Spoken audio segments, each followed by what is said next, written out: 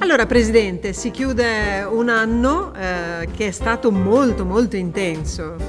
Sì, è stato veramente stancante, l'abbiamo detto con questo Consiglio che conclude l'anno. Anche il Consiglio è stato abbastanza impegnativo, però insomma credo che la forza di questo Consiglio possa far superare tutte le difficoltà. Siamo, lo diciamo, un po' stanchi perché abbiamo corso come matti, è stato un periodo che io definirei principalmente elettorale e questo non va bene perché il principio elettorale ti distolge dal lavoro che quotidianamente devi fare e quindi anche le società ne possono risentire. Ecco, con l'inizio dell'anno però questi giochi finalmente si chiuderanno e si potrà essere veramente operativi con un Veneto che conta a livello nazionale. Lo speriamo ancora di più.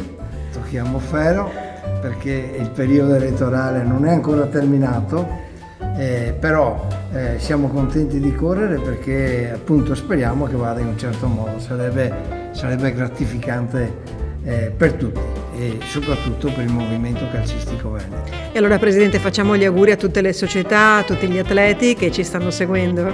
Sì, io ho fatto il mio saluto che è, come ho scritto, un augurio un po' anomalo. Non è propriamente un augurio di Natale, è una disamina di quello che abbiamo fatto e che intendiamo fare. È uno sprone per tutti i miei colleghi perché vogliamo che siano sempre sul pezzo.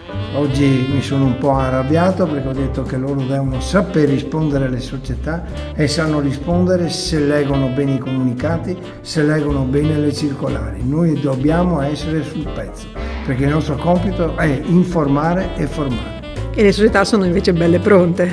Le società sono pronte a criticarti se tu non dai delle risposte perché in questo periodo natalizio sono tutte disponibili e invitate, ma sono tutte pronte anche giustamente a criticarti.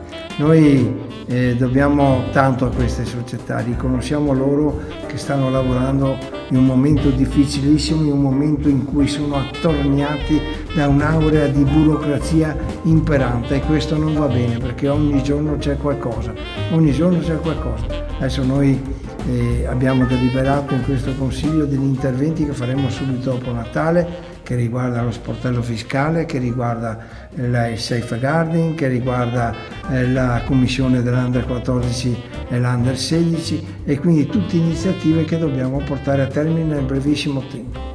Presidente, alle società, agli atleti vanno gli auguri per queste feste. Sì, vanno gli auguri per le feste, indubbiamente per le feste natalizie, per un anno 2025 sereno, ma vanno gli auguri soprattutto che possano dimenticare in questi giorni tutte le incombenze che quotidianamente devono affrontare per portare avanti la propria attività sportiva. Non va bene, quindi auguri ma veramente di cuore da parte di tutti noi.